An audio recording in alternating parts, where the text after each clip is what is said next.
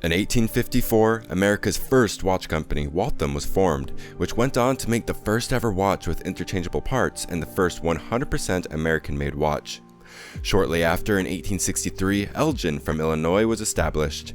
New York had Bulova, launched in 1875. In 1892, Hamilton from Pennsylvania got going.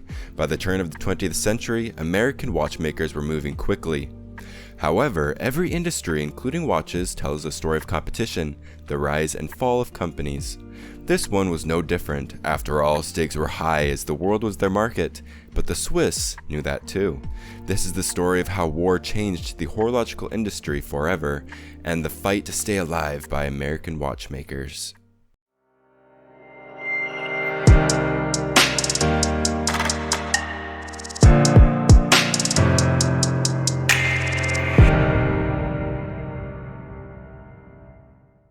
The 1920s were roaring to American watchmakers. Indeed, as following World War I, both men and women were on board and wearing watches. By the end of the 1920s, the American watch production had dropped from 1.8 million movements in 1923 to 1.75 million 5 years later.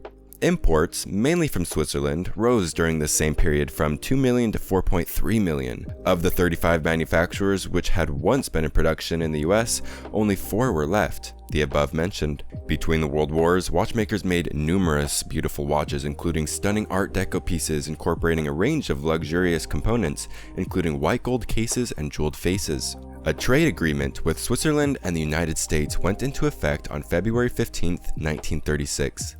Duties on Swiss watches imported to the US were cut an average of 34% below the previous 1930 rates. In exchange, the Swiss, in turn, lowered their tariffs on American goods. Prior to this agreement, the American watch industry had 53% of the American public jeweled watch market. Aided by government subsidiaries, the Swiss led in technological innovations, and the American companies began to lose market share. During World War II, the US watch industry was halted and ordered by the government to stop all watch production, and companies immediately moved into the defense industry, manufacturing military watches, chronometers, fuses for artillery shells, altimeters, and other aircraft instruments, and sapphire bearings used for aiming cannons. In March 1944, the American watch companies petitioned the government for relief from the avalanche of Swiss imports. Switzerland, officially neutral during World War II, the longest standing neutral nation in the world, was not ordered to halt production and continued as normal. During the US halt, the Swiss captured a whopping 95% control of the US watch market and had a complete monopoly of the machinery needed to make watches. During the war, the US watch industry had worn out its equipment from war production and now needed to replace it, but the Swiss factories would only lease them new equipment.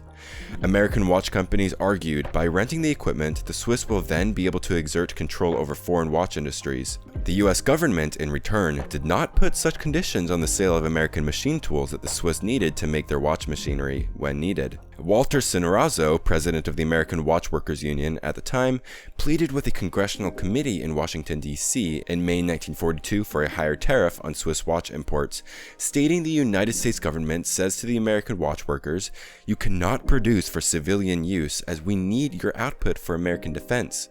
We agree the United States government is correct in doing so. But on the other hand, the Swiss watch industry is given free rein to ship into the United States an unlimited amount of watches at total landing costs which are less than our cost of production. This put substantial stress on the American watch industry. Further, an investigation was instituted on May 19, 1964 as a petition for tariff adjustments by the Bulova Watch Company, Elgin National Watch Company, and Hamilton Watch Company. Backed by the United States Tariff Commission, they issued a report to the president, which was Lyndon B. Johnson at the time, about an investigation involving watches, watch movements, and parts of watch movements. The purpose of the investigation was to determine whether, because of concessions granted under previous trade agreements, whether watches being imported into the United States in increased quantities caused serious injury to the domestic industry.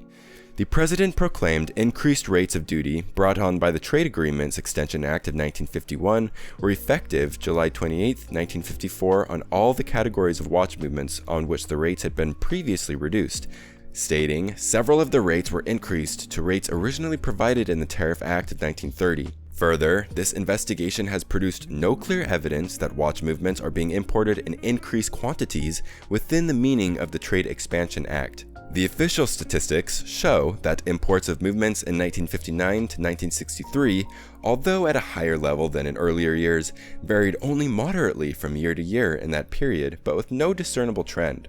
And more clearly, it is impossible under these circumstances to attribute changes in the volume of imports, whether declines or increases, to the concession rate of duty, which has remained the same. It is equally obvious that changes in the volume of imports have been stimulated mainly by changes in the trade, in the structure of production, and in the business decisions being made by one domestic manufacturer, which was United States Time Corporation, later known as Timex, which makes some of its parts in its overseas installments for assembly in the United States and elsewhere. Thus, there is no basis for determining in this instance that the trade agreement concession has been a major influence with regard to the volume of imports. The Commission summarized that the variations in the level of imports of movements and parts stem predominantly from factors other than the trade agreement concessions as modified in 1954, submitted and signed by Vice Chairman Dan H. Fenn Jr., Commissioner Glenn W. Sutton, and Commissioner James W. Culleton. The ruling did not help the already struggling American watchmakers still recovering from the US war halt. Waltham closed its factory doors and declared bankruptcy in 1949. The company went through a series of bankruptcies and restarts under new ownership, with watches and clocks bearing the Waltham name still being made and marketed today. Elgin, once the largest site dedicated to watchmaking in the world, closed their original factory in 1964, discontinued all US manufacturing in 1968, and sold the rights to the name Elgin, which were subsequently resold multiple times over the years. The Hamilton Watch Company was sold to the Swiss SSIH in 1974, now an umbrella brand within the Swiss Watch Group. Bulova, still in operation today, has resold multiple times over the years, beginning in 1979, and most recently in 2008 when Japanese multinational conglomerate, Citizen Watch Company, purchased the brand.